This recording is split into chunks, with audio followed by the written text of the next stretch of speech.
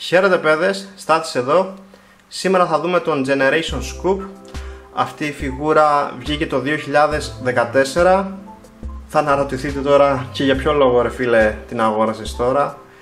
Απλά τον βρήκα σε καλή τιμή και περιέχει μέσα και τα Target Masters. Δεν είχα ποτέ Target Masters, οπότε ήθελα πάρα πολύ να αποκτήσω κάποια Target Masters. Οπότε αυτή η φιγούρα ήταν ευκαιρία. Ο Scoop έχει βγει και σε G1 παιχνίδι, το οποίο έχει κυκλοφορήσει το 1988, και επίσης ο Scoop είναι ιδρυτικό μέλος των Rakers από τα IDW Comics. Λοιπόν, εδώ πέρα βλέπετε τη φιγούρα.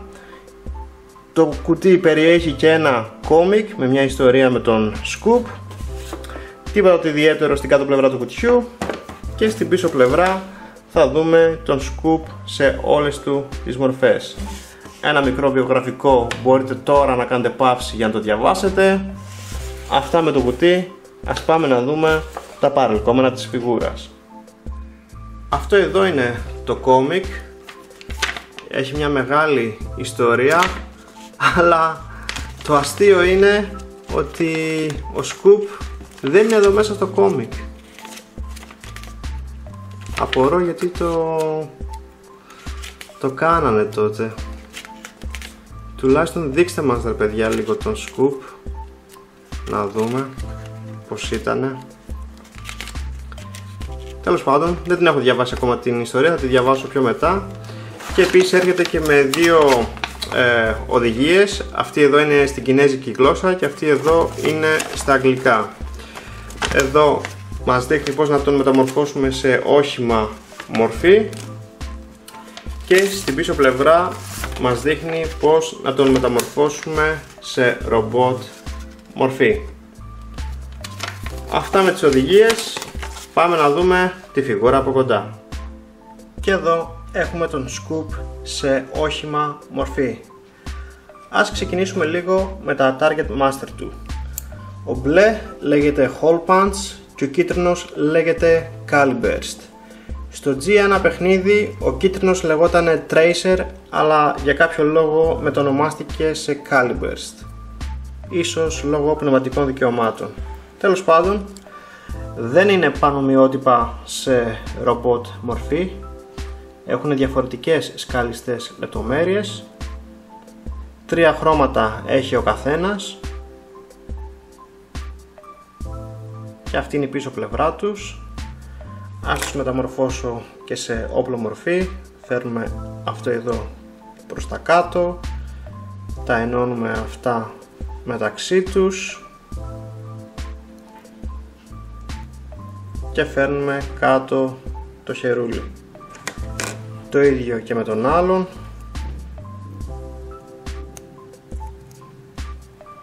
Και αυτά εδώ είναι τα Target Masters.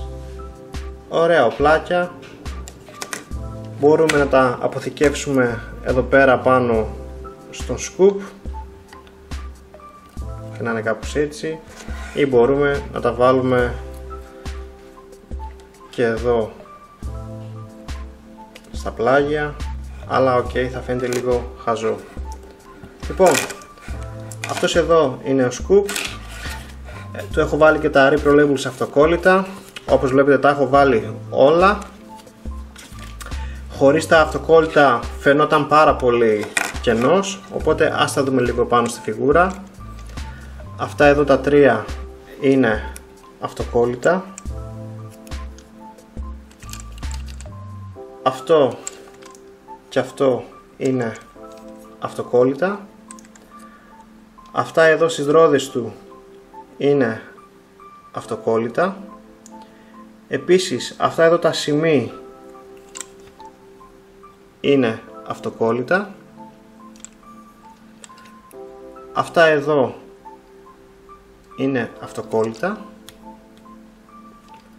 Αυτά εδώ είναι αυτοκόλλητα. Και τέλος αυτά εδώ τα 2 είναι αυτοκόλλητα. Ωραίες οι έξτρα λεπτομέρειες, σπάνε τη μονοτονία του πορτοκαλί χρώματος που έχει. Επίσης αυτό εδώ πέρα δυστυχώς δεν κουμπώνει πουθενά και όπως βλέπετε κοιτάζει μέσα από το πιλωτήριό του. Αυτό εδώ το κομμάτι λυγίζει σε 3 σημεία, εδώ, εδώ και εδώ, οπότε έχουμε καλή άρθρωση σε αυτό εδώ το σημείο. Κυλάει υπέροχα. Το μόνο που έχω παρατηρήσει είναι ότι έχει διαφορετικό τόνο πορτοκαλί σε αυτό εδώ το σημείο από το υπόλοιπο όχημα. Κατά τα άλλα είναι μια χαρά φιγούρα. Ας δούμε και μια σύγκριση μεγέθους. Θα φέρω εδώ μέσα τον Legends Class Beachcomber.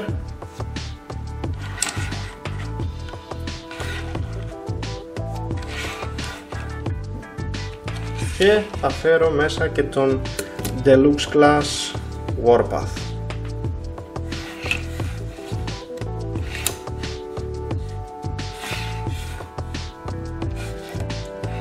Λοιπόν, ας πάμε τώρα να μεταμορφώσουμε τον Scoop σε ρομπότ μορφή. Για αρχή θα ξεδιπλώσουμε εδώ τα πόδια του, θα τα αποσυνδέσουμε. Θα κατεβάσουμε προς τα κάτω τις πατούσες του. Θα φέρουμε αυτό το κομμάτι έτσι λίγο προς τα κάτω. Θα ανοίξουμε προς τα έξω τα χέρια. Θα φέρουμε αυτό εδώ το κομμάτι τελείως προς τα πίσω. Θα φέρουμε τη μέση έτσι προς τα κάτω. Θα γυρίσουμε τους ώμους προς τα πίσω και θα συνδέσουμε το στήθος σε αυτές εδώ πέρα τις τρύπες. Θα βγάλουμε τα χέρια από εδώ.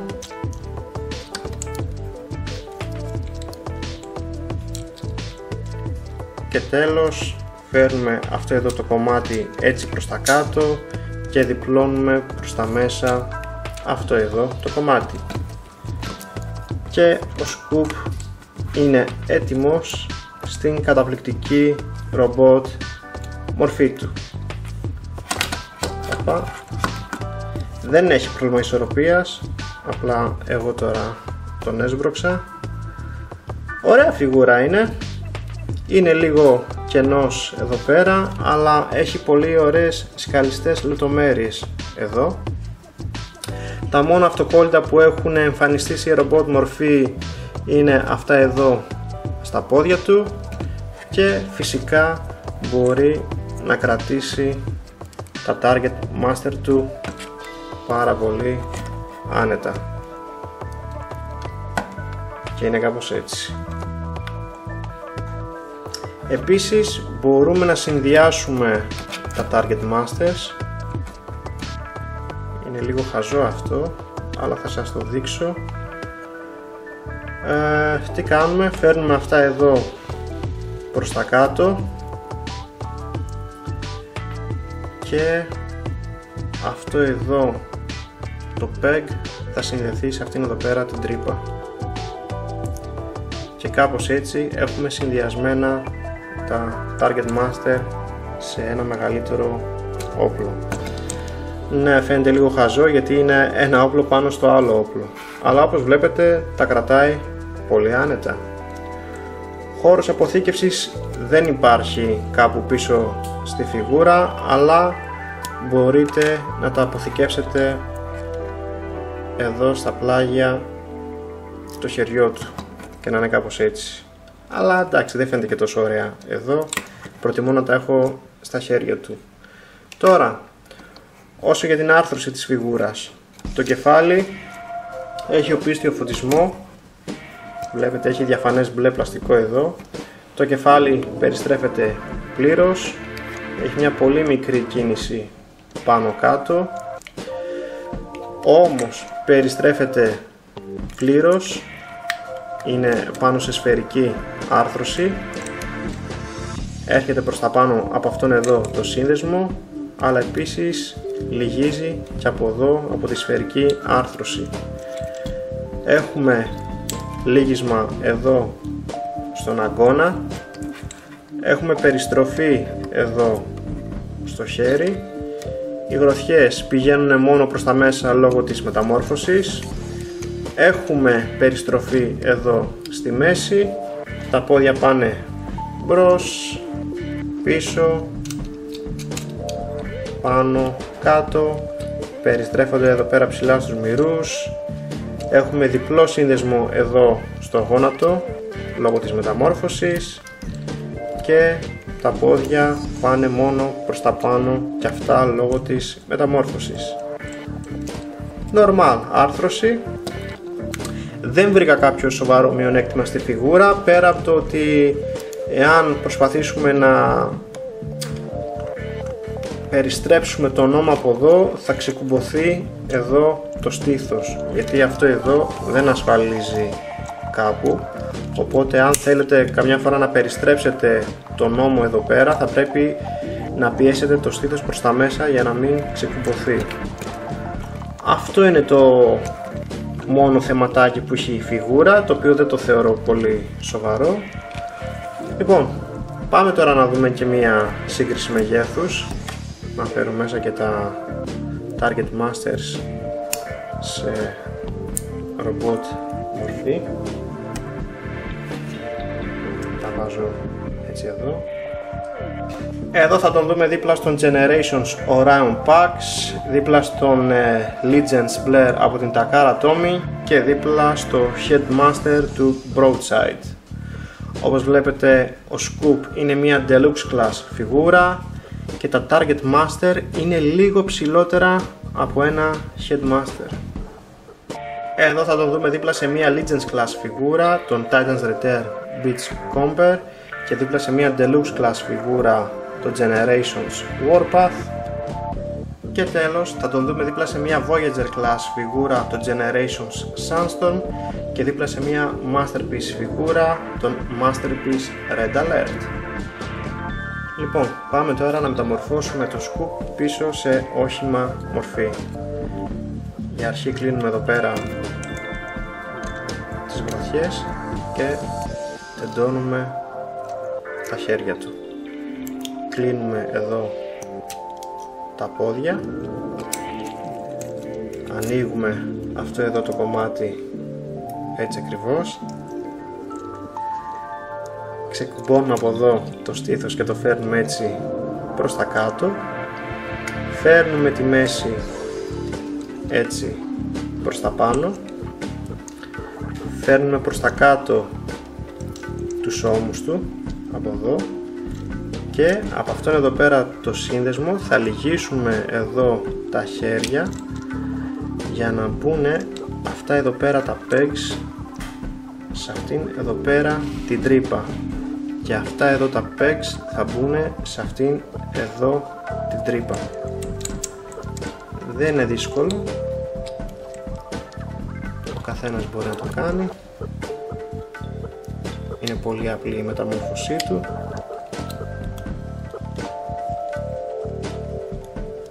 Έτσι ακριβώς. Κλείνουμε αυτό εδώ έτσι και ενώνουμε εδώ πέρα τα πόδια του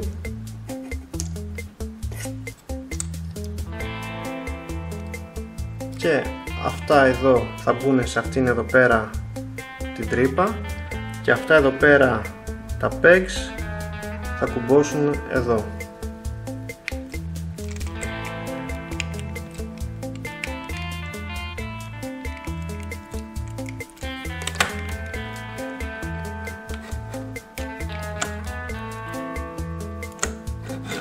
Κυλάει όμορφα και ο Generations Scoop είναι πίσω στην όχημα μορφή του. Τελικά συμπεράσματα, είναι μια καλή φιγούρα για την τιμή της. Μην ξεχνάτε, ανήκει στην κατηγορία παιχνίδι, οπότε μην περιμένετε και πολλά. Έχει το τυπικό πλαστικό της Hasbro, καλή άρθρωση και οι κλειδώσεις του είναι μια χαρά. Λατρεύω τα Target Masters και θα ήθελα να δω κι άλλες τέτοιες φιγουρίτσες από τη Hasbro. Θα σας αφήσω και ένα link κάτω στην περιγραφή του βίντεο σε περίπτωση που θέλετε να παραγγείλετε τα αυτοκόλλητά του.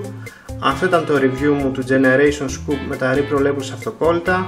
Στηρίξτε το κανάλι μου αφήνοντας ένα σχόλιο και κάνοντας ένα like στο βίντεο. Ευχαριστούμε που παρακολουθήσατε. Τα λέμε στο επόμενο βίντεο. Γεια σας.